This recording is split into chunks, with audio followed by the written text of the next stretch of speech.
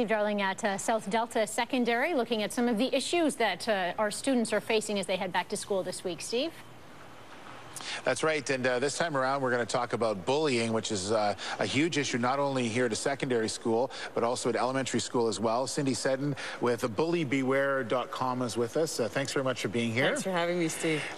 Bullying, you know, we've heard so many stories over the last few years about kids who are taken to the brink of taking their own lives because of bullying. And what is it about bullying? Why does this issue never go away? Well, bullying is about relationships, ultimately.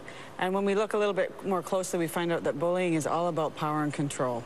So when kids, particularly, don't have a sense of power and control in one area, they will often go to another area of their life and find a way to control some areas. So we need to look at kids who need to feel like they have a sense of control over their lives, provide that in a different venue so that they don't use their peers or kids that they can target and tease and pick on, humiliate, and make to feel worse than them. Now, we're going to be at an elementary school tomorrow, so let's talk about elementary first. Warning signs, what should people be looking for? Well, if you're a parent, what you need to look for is that your child is just plain unhappy at school. They're not enjoying themselves, they don't want to go, they start to get stomach aches. All of those are indicators that something's going wrong, particularly in elementary school, because that should be a time of joy for kids at school. It's a wonderful experience, and there's a lot of play and learning that are woven together. At school, teachers and support staff need to watch for kids who are alone, because kids need to be connected to other kids.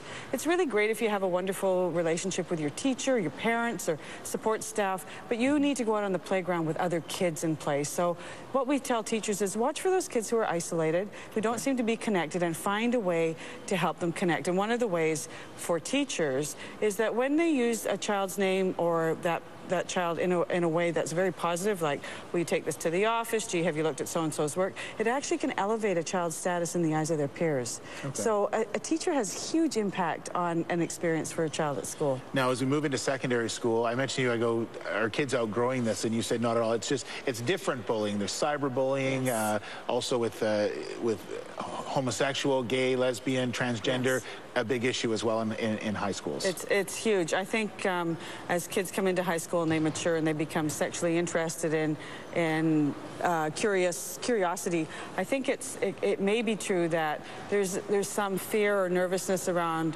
homosexuality, and so there's a bravado that often comes out, particularly among boys, and that is very dangerous and very frightening. So we need to continue to talk about kids needing to be exactly who they are. We need to recognize that bullying does take place. They get better at it as they get older. Now, cyberbullying, we're running short of time. I want to get to cyberbullying and some worries about that. Okay, so the PDA, or the cell phone, is absolutely a social device, and kids use it now as part of their social circle.